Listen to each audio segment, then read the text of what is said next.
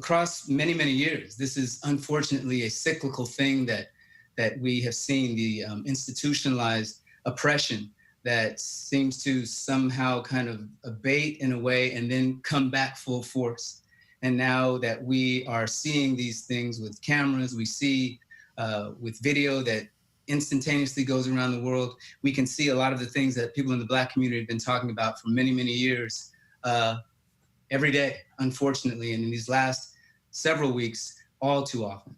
So in this environment, in this atmosphere, how do you keep optimistic? How are you looking forward to what we can do together and not looking backward toward the things that we have been unable to accomplish? Well, George Floyd's last words spoke to a nation where the color of your skin dictates the safety in your future. And it's long past time that these words have to be acted upon. Look, just let me make something clear. I'm a white man. I think I understand, but I can't feel it.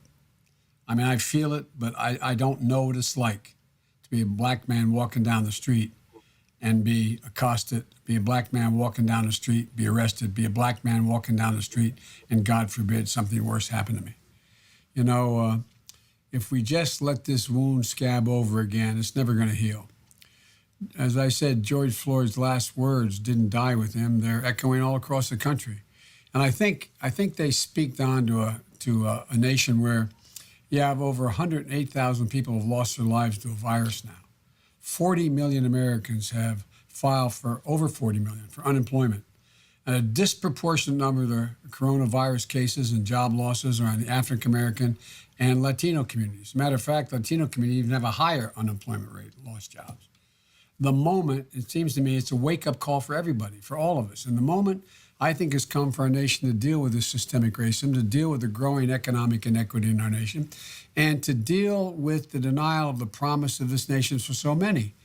Early in the week, I laid out initial steps I thought the Congress should take immediately as it related to police conduct. Outlaw chokeholds, stop transfer of weapons of war, meaning those Humvees and the rest, to dealing with up-armored vehicles to police departments, improve oversight and accountability, create a model use of force standard, because the country's crying out for leadership, and the President of the United States must be part of the solution, not part of the problem.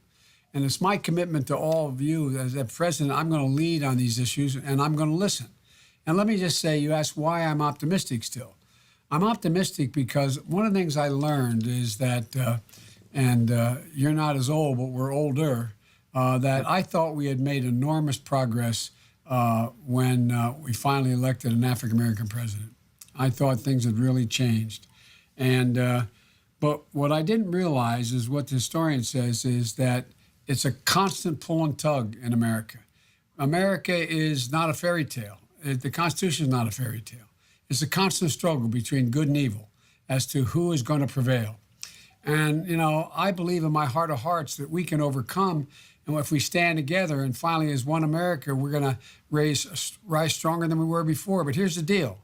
You can never, I'm going on too long, I apologize. Let me just say this way. This is what this is for. One of the things that I think is important is that I thought you could defeat hate. Excuse me. I thought you could defeat hate. You could kill hate. But the point is, you can't. Hate only hides. And if you breathe any oxygen into that hate, it comes alive again. And the words of a president matter. And when I saw those folks, I hadn't planned on running for president again, Don, for real.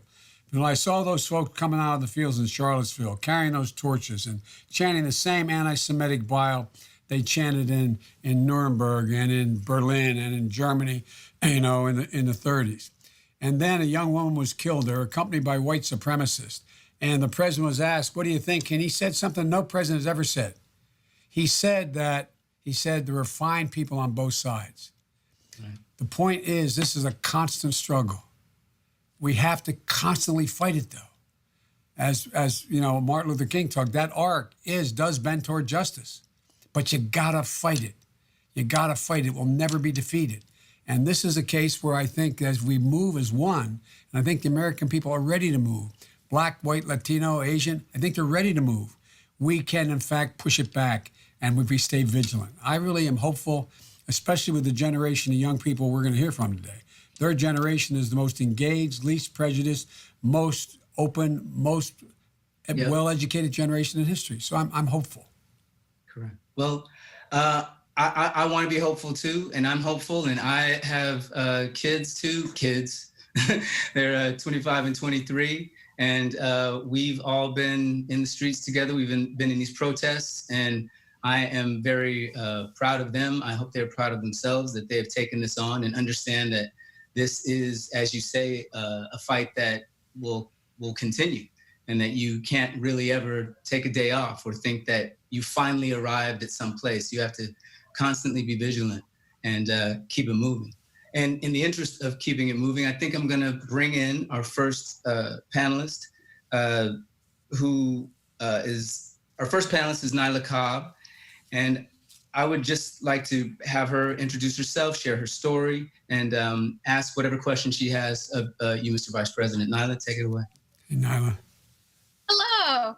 I want to start off by saying thank you for inviting us to this town hall and giving us the opportunity to speak with you.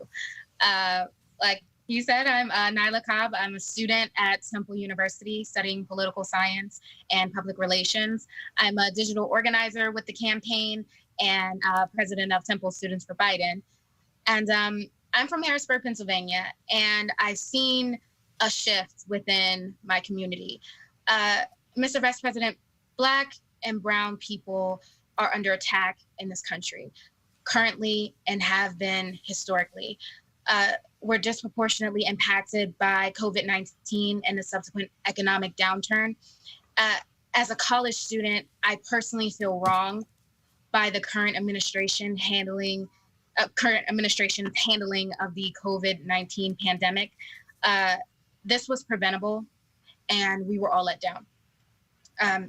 The quarantine and the stress of it all, it has been maddening, not knowing if I would fall ill or losing someone that I love, and then the death of George Floyd. Mr. Vice President, in addition to this pandemic we're all facing, there's a great fight we've now been forced to meet head on in our communities across the country. As we've seen with these protests, people are fed up. What do you say to those who are extremely frustrated, who are calling for police reform and seeking justice for George Floyd, Miss Breonna Taylor, and for many others who have been victimized by an abuse of power carried out by the police in their communities? I say I see you, I hear you, and I'm angry as well. But we have to turn our anguish into purpose and use this moment to finally drive real change to our laws and our institutions and our culture. You know, as I said, history teaches us that out of some of our darkest moments, we've made our greatest progress. Reverend Barber said it, I think, best. He said, in the morning, meaning when you mourn, we find hope. In the morning, we find hope. We need an era of action that reverses systemic racism, and it's long overdue, and with concrete changes. I can't wait until I'm president to get started. We have to urge right now, though, we have to move. We have to urge Congress to take action now. No excuses, no more delays. Outlaw chokeholds, stop transfers of weapons, I said, of destruction to police departments. Improve oversight and accountability. Create a model use force standard. As I said, within the first 100 days, I'm going to create a National Police Oversight Commission. And the vast majority of police are decent and honorable, Black and white and Latino. And they, in fact, are worried about the culture as well. I've long believed that we need real community policing, meaning that they have to get out of their vehicles, know the people in the communities. We need to review our hiring practices, our training practice, our de-escalation practices, and hold bad cops accountable. Hold bad cops accountable. We need economic justice as well. You know that as well as I do now. We have more to say. I'll have more to say this in the coming days, but to start, Congress must fix the racial disparity in the COVID recovery funds. Right now, those funds aren't going to the right place. We need to pay essential workers, not just praise them. We have to pay them. and they tend to be minorities. We have to protect and expand Obamacare. He's trying to get rid of it in the moment we need health care so badly. There's so much work to do, not just as in the presidency, but in my presidency, assuming I get elected, but in a generation. But I promise you, I'm going to lead and I'm going to listen. And what are some of the things that we have to do? Well, there's many things, but I think, let me conclude this, your question, by saying that your generation has gotten a real kick in the teeth. I have 2 granddaughters. I had one who just graduated from law school. I have another granddaughter who's a rising senior in Philly as well. And I have a second granddaughter who's a rising sophomore. And this whole 9/11 generation all the way through the Z generation and the early millennials, from the time you got started, you've been in a position where the people who graduated 6 years before you graduated into a gigantic recession. They had great opportunities, but what happened? They didn't have access to the jobs. The jobs weren't there, no matter what your color, but particularly if you were an African American.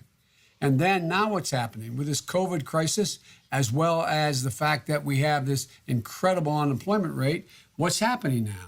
I know my granddaughter had a great job out of law school. They told her, you can't come. You got to wait until March for things start. I mean, no graduations, being in a position where it just put your generation in a place where there's reason to be concerned and angry, well beyond, but including dealing with systemic racism. And I think the country's ready because the blinders have been kind of taken off, and they've seen the people who have been carrying the rest of the country on their back have been what we now call essential workers. People in minority communities, people who are driving everything from disinfecting operating rooms to the nurses, to making sure that the grocery stores are open. They're not only the people who are carrying us in their back, they're the people dying. And people didn't know it before. They didn't know it before. So I think they're ready to deal with some of the systemic problems, starting with systemic racism. I really believe they're ready for us to move. And I think we have a gigantic opportunity to create real opportunity in the next 4 years. Well, something that's happened here in Los Angeles, the mayor has decided that he's going to reappropriate $150 million from the police department to communities of color that are suffering. And do you think moves like this, things like this, could be used across the country? Are you behind these kinds of programs? The answer is, I know Eric. He's a first-rate. He's one of the co-chairs of my campaign, as a matter of fact. He's a first-rate mayor, and I think it makes sense. Some places they're short on having enough people to cover the community. Others, the police departments have a lot more than they need. And so it depends on the community, but it's all about treating people with dignity, just treating people with dignity, period. And setting down basic fundamental rules that relate to what constitutes adequate and fair police conduct. And that's what we have to focus on. Thank you, Mr. Vice President. And Nyla, thank you very much for your question. Next, we would like to hear from Ryan Wilson. Ryan is from Atlanta, Georgia. He's a small business owner. And I would like to hear his question as well. Ryan, take it away. Mr. Vice President, it's good to see you again. Good to see you, man. As we've discussed, I'm from Atlanta, and I attribute a lot of my success to being from this city.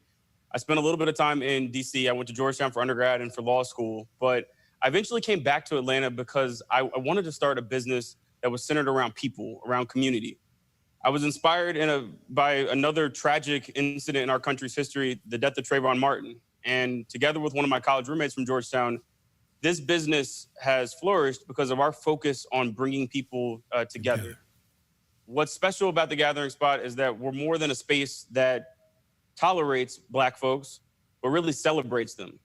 And so my question to you is this: if it's true that you can't truly lead people if you don't love people, how are you going to lead differently as the President of the United States, specifically for Black Americans? Because I love people. You and I've been to your place twice for extended periods of time. And what you didn't say is it's not only African Americans. Look at all the white leaders you've attracted. Look at all the people you've attracted to becoming part of a community, part of a larger community. I sat there, I don't know, I guess I was in your place maybe a total of 6-7 hours, total of 2 times, everything. And I watched. I went around to the tables. People were there. There were religious leaders, black and white, using your place to gather. There were young entrepreneurs, black and white and Asian, looking at your place to gather. It's about doing things together. And the fact is that, look, I have never found it to be the case where my judgment about someone, whether I care about them, has anything other than to do with their humanity. My dad used to have a single prayer. He said, Joey, everybody's entitled to be treated with dignity, no matter what the circumstance. I have no idea what it's like to be treated in a prejudiced way as a black man. But I do know what it's like to be humiliated. Because when I was a kid, I used to stutter a little like that. I'm used to bullies. I'm used to people who take advantage of people. I'm used to people who, in fact, just try to exert power for their own egotistical reasons. And so that's the part of me. In my household, you could never, ever, ever, ever, ever say, you get in a fight with somebody, you could never say anything about them. It was true. You couldn't say if they were 300 pounds, you couldn't say you're fat. You couldn't say you're skinny. You couldn't say you're short. You could say if they're brilliant, you could say you're dumb. If they're what, but you could never say anything that they had nothing to do with having to have put upon themselves. And that so, must have made you a very creative sparrer, I guess. You had to come up with a lot of quick things to say that weren't true. Yeah, you did. But all kidding aside, Don, I mean, if we ever turned and said something, if somebody was homely and they did something really mean and you said you're ugly, you'd be in real trouble in my house, for real. None of my kids, my grandkids, or any, it's a tradition in our family. Because you know what it's like to be victimized.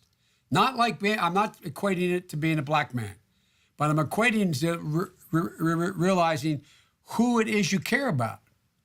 Everybody. You know, I really do believe, I mean, I don't want to proselytize, but I do believe we're all God's children for real. I really believe that. And I believe we're all created equal. The problem is, are we all going to be treated equally? It's about being treated equally. The President of the United States must be part of the solution, not part of the problem. I'm not going to fan the flames of hate. I'm going to speak to heal racial differences. Look, let me conclude this by saying, and because I want to get in a larger conversation with everybody, conclude it by saying this. I think that if you think about it, the words of a president matter, no matter who the president is. A president of the United States can send a nation to war. It can bring peace. He or she can make the market go up or down. He can also he can encourage people to do bad things. What he or she says. How many of your friends do you know have children who, when the president comes on there, they pull them away from the TV? Right. Not a joke. Think about it. Think about it. So it really matters. It really matters. Hate didn't begin with Donald Trump. It's not going to end with him. The history of our country is not a fairy tale. It doesn't guarantee a happy ending. But as I said earlier, we're in a battle for the soul of this nation that has been a constant push and pull for over 200 years. I call every American to ask them the following question. Is this who we are, what we're seeing now? Is this who we want to be? Is this what would pass on to our kids and our grandkids?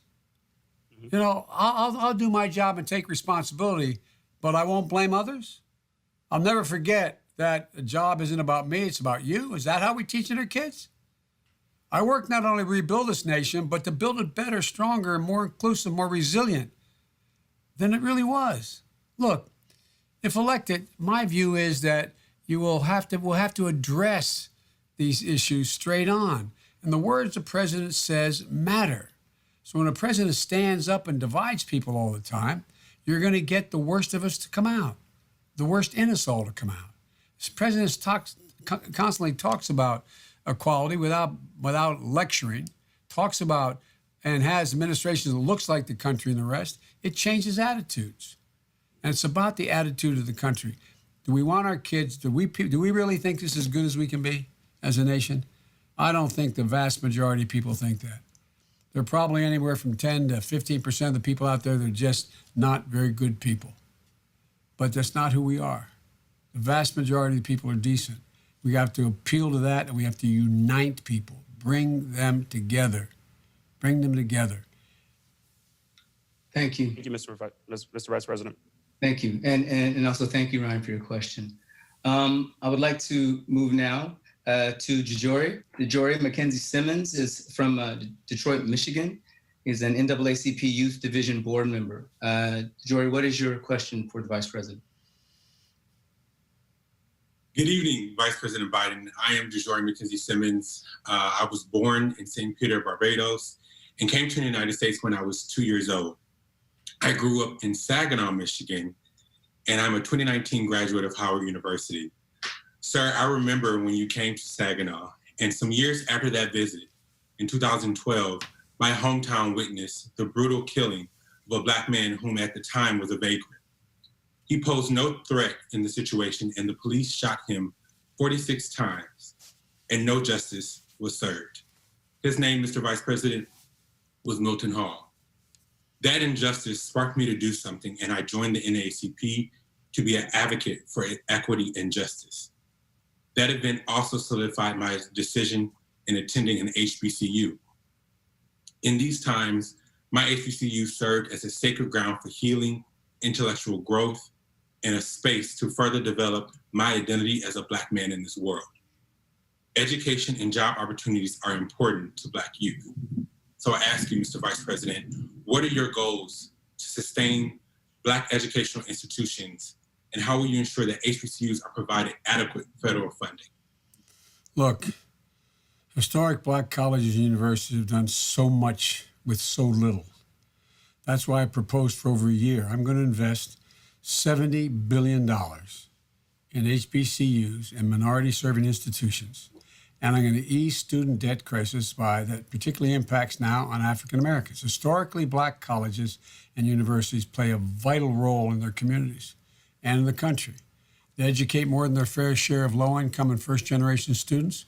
My state, Delaware State University, graduates nearly half of our state's Black college students. And by the way, the president of Delaware State University used to work for me now.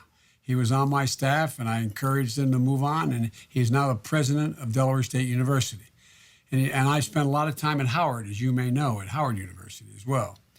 They've done so much with so little, but severely under-resourced for much too long. Now, as president, I'm going to make sure HBCUs get the funds they deserve. Invest over $70 billion in research centers to tackle challenges from climate change to cancer, high-tech labs and facilities, internships and other programs for graduate students. Look, one of the things that happens is if you take a look at the state universities, the University of Michigan or whatever state university where an HBCU is, you take a look at them, the reason why they compete for billions of dollars in government contracts. And the government contracts to deal with major issues that relate to the future and training the best high-quality people and technology-savvy people in the world. So what we did, by the way, in our administration, we took money that we went down, for example, to deal with the whole issue of what we're going to do with with what's going on in terms of the illegal eavesdropping by the Chinese and the Russians and others on the American system, and how we're going to deal with it. So we went down and provided money to set up laboratories and to graduate people out of a HBCU near Roanoke, Virginia. And what are we doing? What are we doing that for? So they'll have an opportunity to have high-paying jobs when they get out in the sciences. University of Delaware does a lot of work. They have millions of dollars in contracts dealing with metallurgy to develop high-end and very lightweight steel. So, for example, metallurgy that relates to allowing aircraft carriers to have thinner decks, they can go faster but still handle the plane. There's all kinds of medical research as well, but they need the laboratories and the infrastructure because you don't have the endowments for that. And so I'm going to cut the cost of education for everyone. I'm going to fight to make sure the student debt crisis, which disproportionately affects African Americans, we're going to immediately forgive now, and Nancy Amen. Pelosi put it in, $10,000 per person in any federal student loan. As president, I'm going to double Pell Grants from $6,000 to $12,000. I'm going to have the cap on the student loan repayment. So instead of 5%, 10% of disposable income is 5% of your yearly income. I'm going to fix existing public service loan forgiveness programs. Forgive $10,000 a year for 5 years for all those and all the remaining debt after 10 years, if in fact you engage in public service.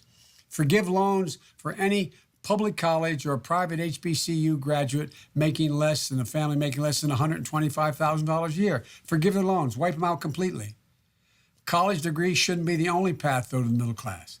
I'm going to invest in partnerships between high schools and community college. My wife is a professor at the community college for years, and businesses so that students can earn industry credentials before they graduate. And I'm going to offer 2-year community college debt-free. Look, it's true, you can't, I guess what I'm saying is that there's so much we can do to give the African-American community and HBCUs in particular an opportunity to do what they do best. You look at all the confidence you got going to an HBCU, to going to Howard. Most of my friends who I grew up with in here in town in Delaware were African Americans who became very successful. First, they get their kids get into the Harvards and the Yales and the Penns of the world. They go to HBCUs, then they go to the graduate schools that are the Ivy League or the prestigious graduate schools. So it really has a way of not only looking out for, but dealing with and encouraging and keeping African Americans in school. The last point I'll make is, my wife teaches at a predominantly minority classes in overwhelmingly, some are foreign students as well, at Northern Virginia Community College. Well, a lot of the students, you give free community colleges, I suppose, and they still can't attend because they don't have the money to be able to pay for the food, the books, the board. I mean, if they have to drive there or stay there. And so that's why I'm going to double Pell Grants from $6,000 to $12,000 to give real opportunity to people, genuine opportunity. But the HBCUs are the flagship. Everybody forgets the reason they exist. They exist because you weren't able to go to any other schools because of prejudice, because of segregation. And so it's about time we set it right, give them the same foundation to build off of with laboratories and the like that every other major university has. Thank you. And thank you for your question, DeJory. And I like to hear you speaking about debt forgiveness, Mr. Vice President. That's so important, especially when we're seeing, as you spoke about your grandkids who are graduating and coming into this field of business now, trying to figure out what it is they're going to do and carrying with them these loans. So it's a very important thing to focus on because we've got to get people moving forward again, no question. And by the way, you know, Don, it was predicted just even before this crisis that the economy was likely to slow overall because the graduates of the last 10 years and now find themselves behind the 8 ball, not having the jobs they thought they were going to have and losing time with student debt. So instead of being able to go and make a down payment on a house, they got a $30,000 debt for going to a public university. I'm not talking about private universities. That's a different issue. That's a different issue. And we got to figure out we can need that help, that $10,000 help now across the board. But what happens is 85% of our economy is driven by consumption, consumers. And if this generation doesn't have the money to buy houses, buy cars, take care of their major initiatives and build, then we're not going to grow at the same rate. It's not only in the interest of the student with debt, like I graduated. I'm the first one in my family to go to college.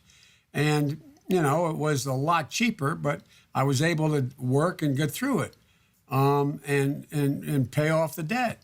But anyway, my generic point is that you got to give people a shot. It's in the interest of everybody, that in fact we have more students getting degrees in the areas that we need people to grow on in, and everybody. Absolutely. And those who are disenfranchised and hurt the most by that. Absolutely. Yeah. Thank you for your question, DeJory. I'd like to move on to our next panelist. This is Jamisha Harris. She is from New Bern, North Carolina, and she's an alderman, actually. So very impressed and very glad that you were here. What is your question for the Vice President, Mr. By the way, congratulations, Alderman. I did the same thing. I became a council person, but it's the same kind of principle. But they know where you live. It's a hard job. Yes, it is. Thank you so much. Again, my name is Jamisha Harris. I'm originally from Albany, New York, and I moved to New Bern, North Carolina in 2010. And I always wanted to be a part of something bigger than what I was. And a person that I met up with, a good friend, Talina Massey, invited me to my first NAACP meeting in New Bern. And that kind of lit the fire for me to go into my community that I represent, that I feel is marginalized, they're lacking resources. And it gave me the hope that if I run, I know that I can impact my community. So I decided to run. And in 2017, I was elected as the youngest African-American woman to serve on the Board of Aldermen for the city of New Bern. Thank you. So, and I just kind of continued from there. I started a nonprofit with my friends, Talina, Reggie, and Marquez, and it's called Young Urban Professionals. And what we do is we teach young entrepreneurs, marginalized individuals, minorities, how to start and maintain their business. I think that's very important, especially now. And I had the opportunity to look over, the things that you have out there on your agenda. And my question, because it's so important, with nonprofits needing resources, is that what are some of the action steps in your plan that you're going to be able to guarantee advancement for the economic mobility for Black people and close the racial wealth and income gaps? Well, there's a number of things. Let me start off by saying, again, congratulations on what you do. We have something in common. I come from, I was enlisted for all the years I was a senator, the poorest man in the United States Congress. I got to the Senate. No, I'm not joking. When I did my financial disclosure as vice president, one of the folks in the press said it's probable no man has ever assumed the office of vice president with fewer assets than Joe Biden. I don't think he was talking about, I hope he wasn't talking about intellectual assets. So my generic point is that I got involved because of civil rights in the 60s, and I'm a lifetime member of the NAACP. They embraced me, and the Black church embraced me in my city. And that's how I got started, and they gave me confidence to think maybe I could do something. Maybe I could do something. And like I said, I'm the first United States senator I ever knew. I mean, I didn't, it wasn't like I didn't, anyway, the most impressive person I ever knew in terms of stature was the family doctor. I knew a banker, I didn't know a lawyer, we didn't grow up poor, but we grew up, I guess technically lower middle class. But my generic point is this: they gave me confidence. They gave me confidence that maybe I could change things, and maybe change things a lot. I remember there's a film somebody did about me, and it said that had a picture of me with my mother, and my mother asking what I wanted to do when I grew up. I said, I want to be somebody. I want to make a difference. And it's like both of you guys on the screen right now. You want to make a difference. Just do something worthwhile. And so, for too long, the deck's been stacked, though, against Black Americans. And today we're bearing the brunt of that, of our COVID and economic crisis in the Black community. And this crisis presents an opportunity to rebuild a stronger and more inclusive, and I think more resilient middle class. If you live in a home built by the same builder my home is built in, your home is going to be undervalued, valued less than mine. Schools are underfunded. Justice is denied. The poverty rate is still twice what it is for white Americans among Black Americans. Black workers disproportionately hold low-wage jobs without benefits and seeing the worst layoffs to today, right now. Experts predict that a disproportionate number of minority-owned businesses won't get any stimulus loans. And the automation and will displace African-American and Latino workers at higher rates than it will white workers. So my plan for African Americans to close the wealth gap is to invest in African American home ownership. That includes my insisting that there will be a $15,000 first-time home buyer tax credit for everyone, which means that the bank will lend you the money because they know you're going to get that down payment because it's a tax credit, no matter what you make. Doubling the funding for the Obama-Biden state small business credit. For example, we set up a $1.5 trillion private window at small business, drawing billions more, almost $30 billion of capital came in to sustain that 1.5. I double that to $3 billion a year. Support black workers in their fight for equal pay and labor rights and safe workplaces. Address maternal mortality that disproportionately impacts African American women, even African American women with means. They're the last to be, you go in the emergency room, you end up being the last one waited on, last one taken care of. And so there's a lot of institutional changes we can make, but we have to provide the ability. Let me end it this way. The reason I ran for the county office, like you ran for as an alderman, was to end redlining. And so when the Congress came along and the Democrats passed that $2 trillion proposal to stimulate the economy in the CARES Act, I said at the time, what's going to happen is the banks are supposed to lend to small businesses, right? Well, guess what? 40% of the money for small businesses never went there because the big banks don't, and this is cost-free to the big banks, okay? We bailed them out before, okay? They've been bailed out. They're supposed to lend the money.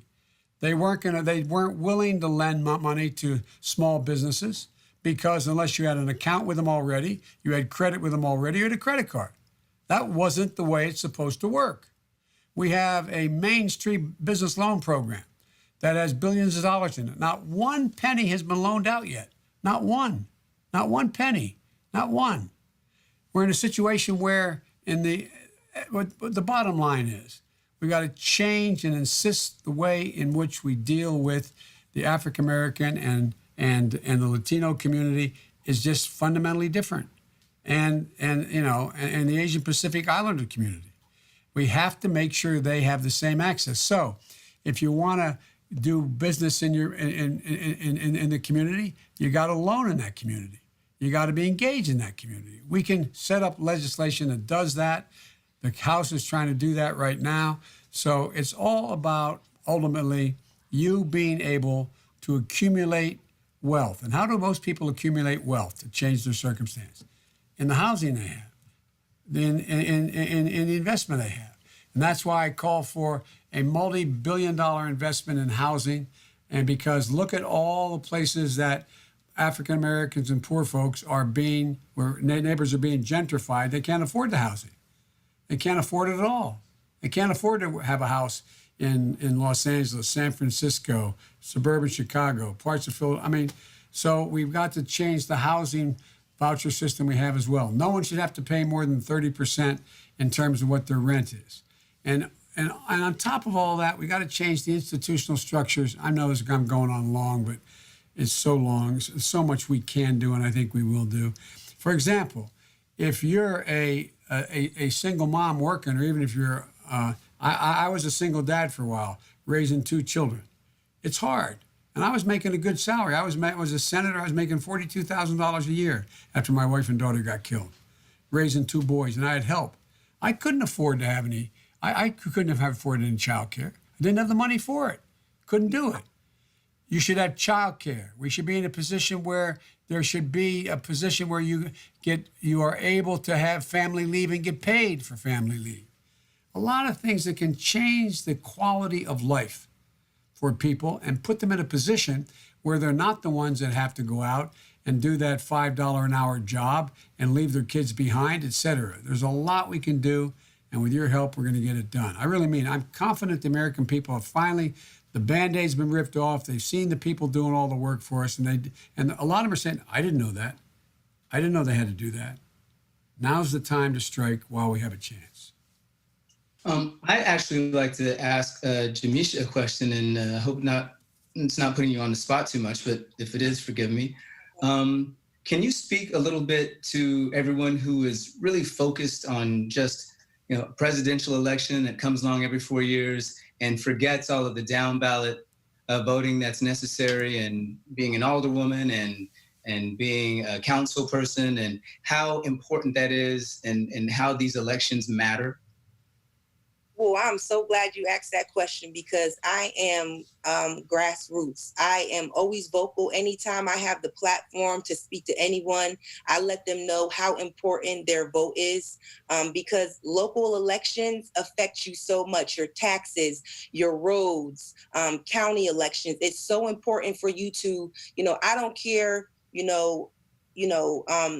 about not necessarily about the candidates. I'm saying, what party, because I'm always vocal about, making sure you know who your candidate is, but just make sure you know the policies, the platforms that they're running on, because it affects you. Your taxes will go up. If we do utility bills. So people really, really, really, really need to understand that it is so important to vote in every election, but even in your local election, because your alderman is going to be the one that represents you and is the voice for you on that board to make sure that those funds are being allocated justly. And I represent the 2nd ward. It's the minority ward. And I wanted to make sure that those funds were being allocated properly to my, minorities, because we've always been on the back burner. And now it's time to be able to make sure that there's things in place, policies in place that will uplift us and build our communities. So please, please vote. Voting is so important in your local election. God love you. You're absolutely positive. You affect the quality of life of people in your district more than the senator does, whomever he or she is. I mean, you really do. Yes. It matters. Yeah. Thank you very much. I appreciate you allowing me to frame that for you. Thank you. And thank you, Vice President, for your answer. And now I would like to move this to Keith James. He's from Wilmington, Delaware. He's a civil rights activist. And Keith, what is your question for the Vice President? First and foremost, thank you, Mr. Vice President, for allowing me to be here with you tonight. It's wonderful to see you again. As Don said, my name is Keith James. As we spoke about on Sunday at Bethel AME here in Wilmington, our city and state want to be heard. We've been conducting civil negotiations with our elected officials to bring peace and policy changes to our great state. From body cameras to police oversight committees, and even revisiting and looking to change some of the language used in our police use of force laws. We as a state are committed to change. My question for you this evening is, if elected, how will you address systemic racial issues as it pertains to the criminal justice system and police to community interactions? Well, first of all, I want to tell you about this young guy. He is a very talented fellow. My daughter is a social worker. My daughter ran the criminal justice reform operation here in Delaware. She has her master's in work, and Keith wrote a really good book, and she's so honored, and so am I. He dedicated to her, to Ashley Biden, and I want to thank you for doing that. You got it right. You figured out who the really smart Biden in the family is. It's Ashley. No, I really mean it, so thank you. Now look, Keith, here's the deal. The federal government can do a lot to affect policy at a local level, but it ultimately is affected at the local level. It's ultimately affected. I know you're running for the Senate, and you know a couple of folks who work with me as well are now sitting senators in the African American community. And I, as a federal official, cannot tell the state that it can or cannot do certain things. For example, of all the people behind bars in the United States of America, 93 out of 100 are behind a county prison bar or a state prison bar. And so what Barack and I did, we worked like hell to get 39,000 people out of federal prisons. And what I'm proposing is we provide for incentives to get the states to reduce their prison populations. For example, no one should be going to jail for a drug abuse problem. They should be going into mandatory rehab. That's why I wrote the bill that required that there be drug courts. We don't need to build more prisons. We need to build more drug rehab facilities, mandatory rehab facilities, because drug is a problem. And it's a problem for the person who has the addiction. 2, we should make sure that when anybody gets out of jail, we can't dictate this. We can do this for for federal prisons, but I'm going to try to incentivize states to do it by giving them extra money. Anyone who in fact gets out of prison and is served their time should automatically be eligible for every program that exists in the federal government. Right now, they can't get a Pell Grant to go to school. Right now, they can't get public housing. Right now, they can't go. I go down the list. They're denied every single thing. And I've made these speeches in the Gold Bar to the big high-paying business guys.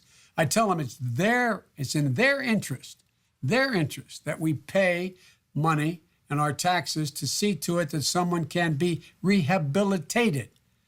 Right now, all that happens is you get out of prison, you get a $25, you get $25 and you get a bus ticket. You end up under the 3rd Street Bridge. That's what happens. But if you're able to come out and qualify to go on and get a student loan to go because you qualified to go for free to Dell State or to community college or wherever you are able to get into, and you can get Pell Grants at $12,000 grand a year, you can begin to build your life. If you qualify for, and we also should be in a position where anyone convicted, for example, of a marijuana conviction, automatically that should be expunged. So when you get asked a question, have you ever been convicted? You can honestly say no, because you have to put it down now on a job application. Right. There's a whole range of things we could be doing. Why does it not make sense that since we know one thing that all criminals have, quote unquote, convicted people have in common that go to jail on balance, regardless of their race, is they're not very good readers. They don't have much of an education. And they tend to, if they're violent criminals, have come from a family where they were physically abused or they saw their mother abused.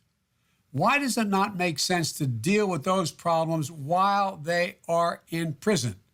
Why not have drug rehab in prison if it's another crime for which you went, but you have a drug problem? That's not why you're there. Why does it not make sense?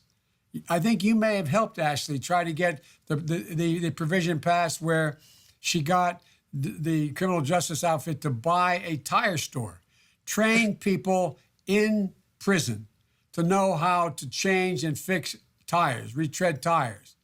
Buy the facility, the state buy the facility, train them while they are there so they have a job waiting for them when they get out. Why don't we do that? We're spending money the wrong way. We shouldn't be building any more prisons. And that's why I opposed the provision in a bill that I had passed that provided more money for state prisons. No more federal prisons, state prisons. We should end all mandatory sentences. It makes no sense. And so there's a lot of things we can do, and we can do it now. But I know you know this because I know your activity. I know your interest. And keep it going. Keep it going. Because I tell you, no, I really mean it. You can change things. You can genuinely change things.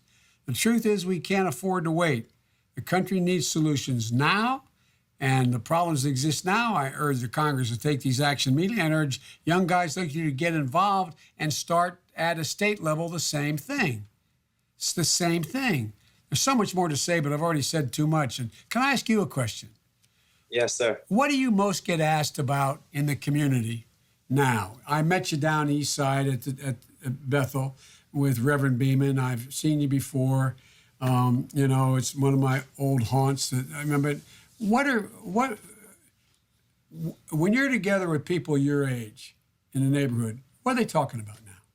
I mean, for real, practically, not generically, just, what concerns them most? To be honest with you, they ask me questions like, do you really think you can bring change or change this system? And I respond to them, yes, because people like your daughter, Ashley, who took me under her wing. And one of the things she told me was, write a book you will want to read. And that's why I dedicated it to her. People like the JJ Francis's of the world who just help us to be better as a community. So I answered yes to them each and every time they asked me that. But it's hard for them to see it because our system has been broken for some time.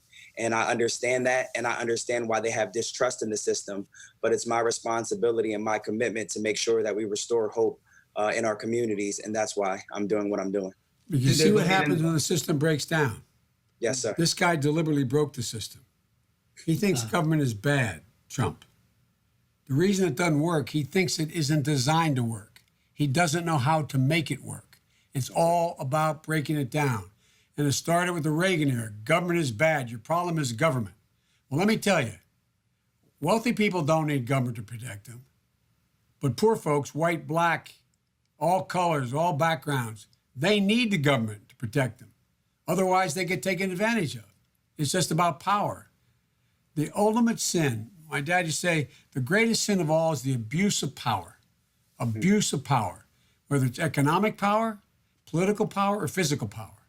It's the abuse of power. And that's why we need young men like you and young women on this call to be engaged in the politics of changing what's happening in the street. It really does matter. Now, look, I don't want to paint this all rosy. Let me conclude by saying, look, the act of protesting should never be allowed to overshadow the reason for the protest. The act of protesting should never be allowed to overshadow the reason for the protest in the first place. And what I worry about tomorrow night in Wilmington, for example, there's a lot of really good people. I'm going to be out. I'm not going to be here. I'm going to be up in Pennsylvania. But tomorrow night, what I worry a little bit about is you and many others are going to be out there protesting legitimately for change. But we can't allow the protesting to overshadow the purpose of the protest. So there's going to be a lot of folks who are going to want to cause trouble. Some cops, but some folks too. And so it's going to take young leaders like you to begin to change things in the city again and get re-engaged in the city. An awful lot of people, Don, did very well. The guys I grew up with, everyone from Lafayette Jackson to Spencer Henry, all these guys who I grew up with became very successful what they did. But what's happened is that the last two mayors ago, African-American mayors we've had, have called me and said, Joe, whenever there was a problem before, every major successful African-American businessman would be in my office, seeing what they can do to help. Problem is, you tell them, they're not in the office anymore, a lot of them. Yes, sir. They're not being brought back in because they've said, I'm not, I've got other things I got to do. But now you have young leaders like you and others that I met with, including dealing with, not just the NAACP, with guys been around a while like Mouse, but also dealing with, the new guys that are coming up and dealing with, new organizations. And I feel something's changing here. We're starting to move again. And, yes, sir. And I think you're going to be part of that. Yes, sir. You have my commitment that that we're going to do everything we can to keep the peace tomorrow. I trust the leadership that's out there. I trust the leadership of our police department and of our mayor and of our governor. So we're going to do everything in our power to keep the peace. And I'm sure we're going to have a great night and policy changes coming soon. As a friend of mine used to say, from your lips to God's ears. Yes, sir.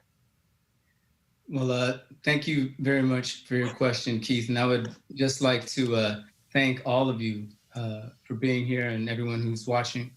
This is important. I hope this is not the last time that you convene a panel in this way, that we have young people who can ask their questions directly to the Vice President. And we can look forward to engagement like this as we move toward November and obviously beyond, irrespective of what happens, although I know everyone on this call hopes for one eventual outcome. We have to keep pushing no matter what. So I want to say thank you to Nyla, thank you to Ryan, thank you to Jory, thank you to Jamisha, thank you, Keith, and of course, thank you, Vice President, for being here, and thank you all for convening, and keep fighting, stay safe.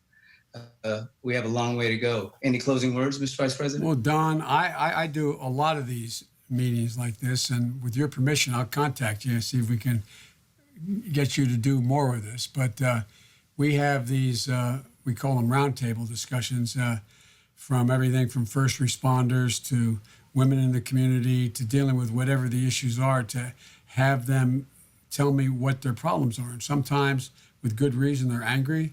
They don't think that I've proposed enough to get things done, and they may be right.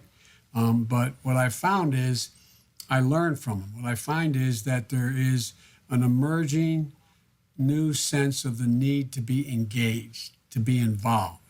to be just to make things just a little bit better. And we can make it a lot better.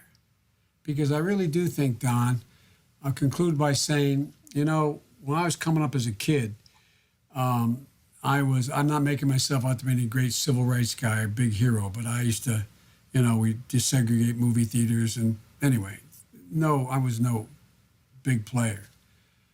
But I remember at a time in the when Bull Connor down in Birmingham, and you know a lot about this because you helped my buddy in Alabama win. American people heard about how African Americans were treated and lynchings and all the things that were talked about back then. But people who lived in communities where there weren't any African Americans just didn't really believe that stuff happened. I mean, they thought it, but they didn't see it. And Bull Connor thought he was going to stake a wooden stake in the heart of the civil rights movement when he sigged those dogs on those African-American women in their Sunday best going to church, ripping skin off them with the fire hoses, having dogs to go after the kids and the like.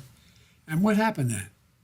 As Dr. King said, paraphrasing, it awakened the nation like, oh my God, this really happens? This really happens? We ended up with the Civil Rights Act. We ended up with the Voting Rights Act. It was a change because people around the country who aren't bad people, but they're not engaged, said, I understand that. But when they saw it, it radicalized them into saying, we got to act. And it worked. I think that what Donald Trump has done and what was happened in a 8-minute, and I think it's 47 seconds with a white cop's knee on the neck of a guy smashed against a curb, I think it's like, oh my God. Oh my God. We see it in direct color. It's technicolor.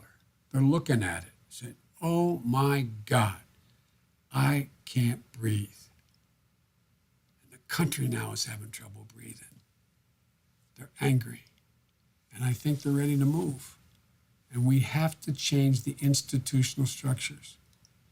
Everything from police brutality, racism writ large, but also the things that make life better for people. Access to health care, everybody. Access to daycare, access to education, access. To begin to rebuild a community and give people a shot. Anyway, I'm sorry, but I feel pretty passionate about it. And again, if I have the passion, I can only imagine how you feel. I can only imagine how you feel. Well, we hope to be able to use the passion to organize a better way forward. And hopefully when we have a new president in the White House who shares that passion that we have and that anger and that unrest, we can find ways to use the alchemy of the system where it is and where it can be to get some of this legislation passed that will start to break down these systematic and institutionalized structures that have brought us so much pain for so long. You may remember when they asked me to campaign down in Alabama, they said, what do you want Biden in Alabama for? Okay? Well, guess what? We're going to win back the United States Senate. We have to win the United States Senate back. Absolutely. Georgia, Florida, North Carolina, Arizona, places we hadn't been able to compete before. We're going to win back the United States Senate. That's going to change the ability of the next president to be able to make real change. From your lips, as someone said, from your lips to God's ear. Yeah. Well, thank you very much. And we'll do this again, team, I promise you. Well, thank you. We're going to hold you to that. Oh, guaranteed. All right. Thank you.